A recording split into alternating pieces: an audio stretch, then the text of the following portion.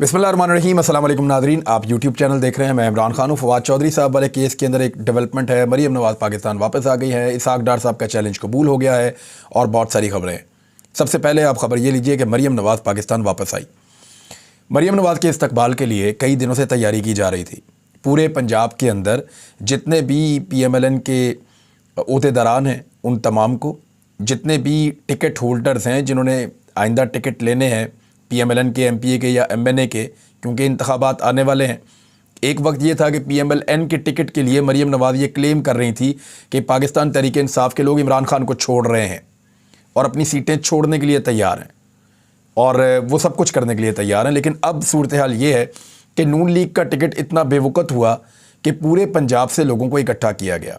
वहाँ जो पार्किंग है वहाँ से रिपोर्ट किया गया है कि पार्किंग में तकरीबन अटक से लेकर डेरा गाजी खान तक और दूर दराज इलाकों तक, यानी पूरे पंजाब का जितना लैंडस्केप है, तमाम अजला से गाड़ियाँ पहुँची थी। किसी की एक गाड़ी आई थी, किसी की दो गाड़ियाँ आई थी, तो इस तरह गाड़ियाँ पहुँचाई गई हैं। तो बस यही गाड़ियाँ पहुँची और कोई भी नहीं आया। लाहौर ने बिल्कुल रिस्पॉन्ड नहीं किया और जो गाड़ियाँ आई हैं उनको लगता है ड्राइवर्स ही चला कर लाए थे, कारकुन थे नहीं। ड्रोन फुटेजेस बनाने से मना किया गया था। PMLN ने ये कोशिश की सिक्योरिटी के नाम के ऊपर और मना किया गया कि ड्रोन कैमराज ना उड़ाए जाएं क्योंकि यहाँ पे एयरपोर्ट है और एयरपोर्ट के नज़दीक कैमराज उड़ाना मना है। एक दो लोगों ने कोशिश की लेकिन बाद में उनको रोक दिया गया। उसकी एक फुटेज मौजूद है, उसकी एक छोटी सी झलक मैं आपको दिखा देता हूँ, ये आप देख लीजिए। और ये लेकिन जलसा गाह जब पीक पे थी उससे पहले के मनाजिर हैं और इसके बाद लोग थोड़े से बढ़ गए थे। इंतहाई एवरेज बल्कि बिलो एवरेज एक क्राउड था जो मरीम नवाज़ को रिसीव करने के लिए आया। पूरे पंजाब में ज़ोर लगाया, टिकटों का लालच दिया, सब कुछ किया, लेकिन लोगों ने रिस्पॉन्ड नहीं किया। वजह क्या है? वजह यह है कि लोग अब नाराज़ हैं। जिसको यानी मेरी PMLN के लोगों से, दोस्तों से बात हुई, वो कहते हैं हम लोगों को कहते हैं निकलो मरीम नवाज़ के इस्तकबाल के लिए, लोग कहते हैं हमारा बिल जमा करवा दें। लोग कहते हैं गैस का इतना बिल आ गया, बिजली का इतना बिल आ गया, पेट्रोल इतना महंगा हो गया, हमारे घर का राशन ख़त्म हो रहा है, हम कहाँ आपके साथ चल पड़ें। तो ऐसी सूरत हाल में जो पॉलिटिकल कारकुन है उन्होंने तो निकलने से इनकार कर दिया और बड़ी मायूसी है PMLN के अंदर। हो सकता है मरीम नवाज़ कोई जादू करें, कोई चक्कर चलाएं आने वाले दिनों में।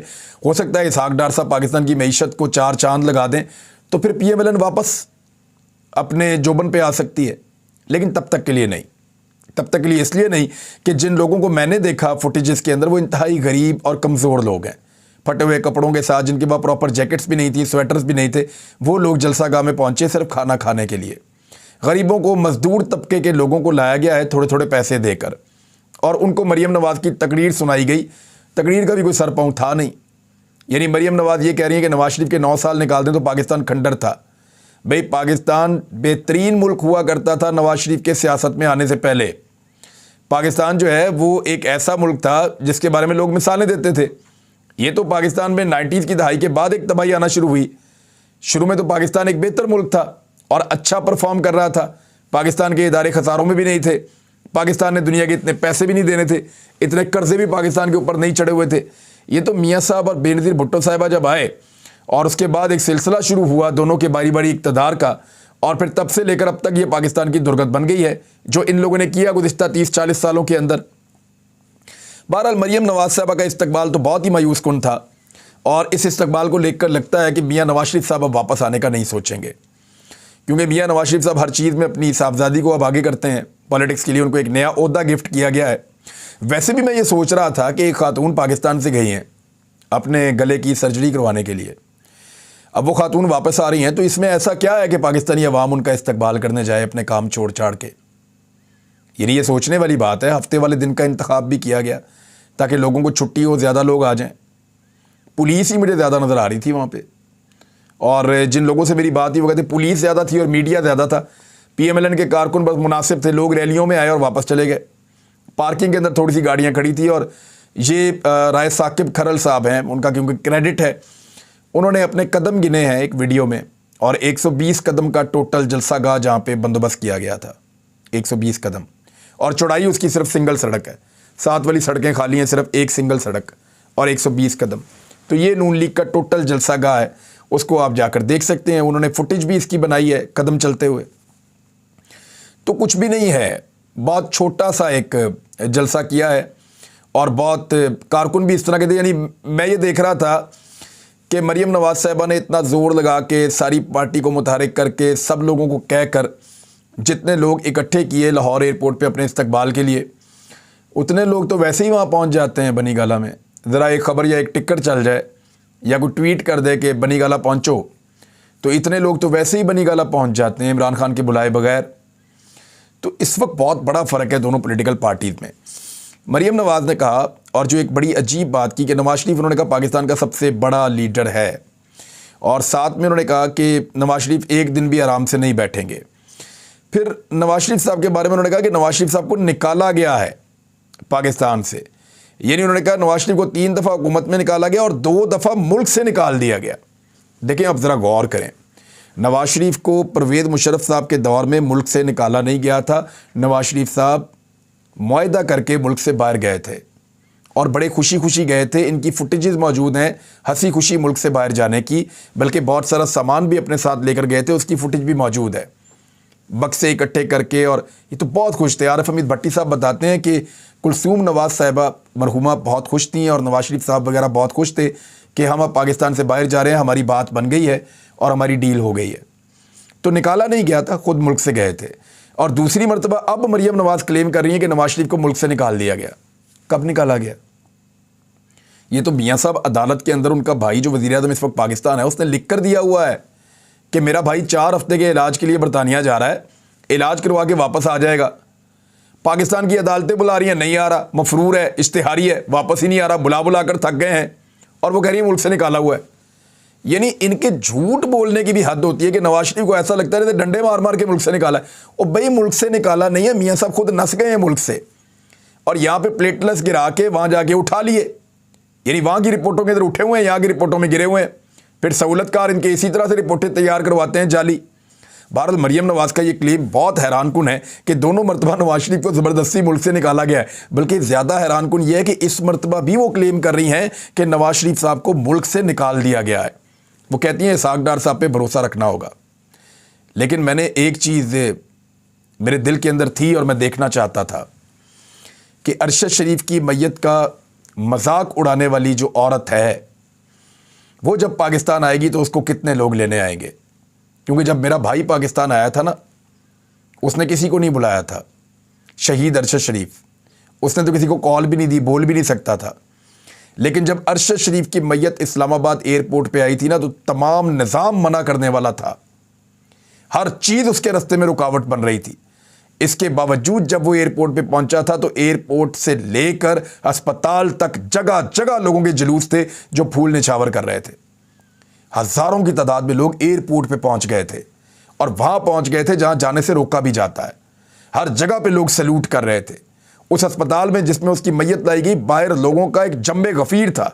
گاڑی پہ اندر جانا ناممکن ہو چکا تھا. پیدل باہر نکل کے اپنی گاڑی تک پہنچنے میں ہمیں کئی منٹ لگ گئے تھے. اتنے لوگ وہاں پہ آئے تھے، اور پاکستان کے ہر صوبے سے آئے تھے، ہر جگہ سے آئے تھے. وہ تھا ارشد شریف.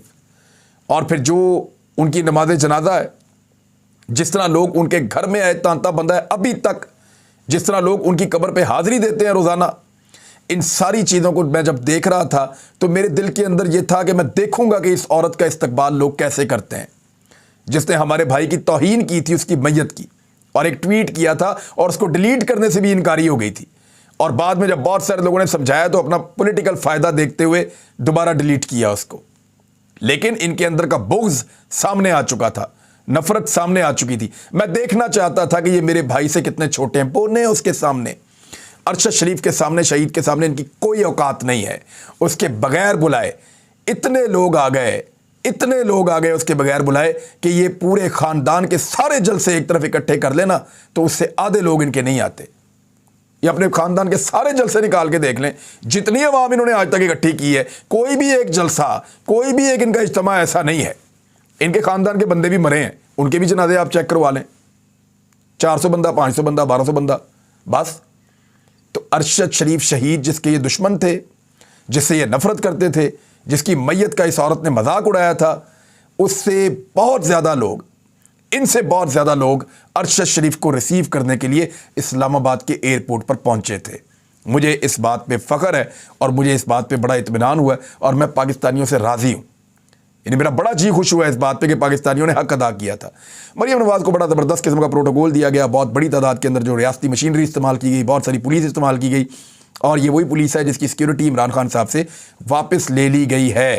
हालांकि राणा सनाउल्लाह का क्या कहना है इमरान खान साहब के ऊपर हमला होने के हवाले से? राणा सनाउल्लाह अपने मुंह से कह रहे हैं, लंदन में उन्होंने मीडिया से बात की है, इमरान खान के खिलाफ गैर मुल्की एजेंसियां कार्रवाई कर सकती हैं, और 26 नवंबर को भी इमरान खान की जान को गैर मुल्की एजेंसी से खतरा था।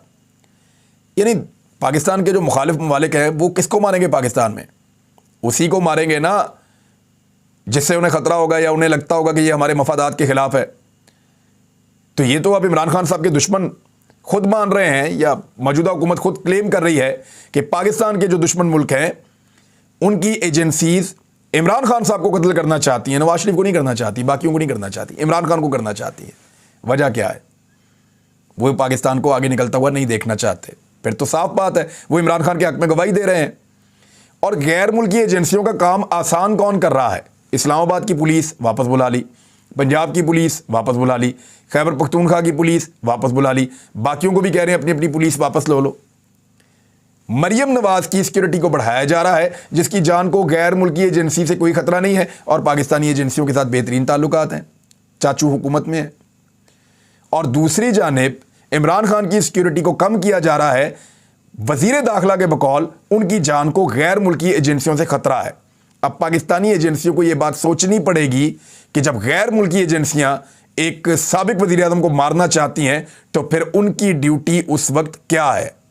क्या उनकी ड्यूटी यह है कि फवाद चौधरी का मुस्कुराता हुआ चेहरा नजर ना आए, उसके ऊपर काला कपड़ा डाल दो?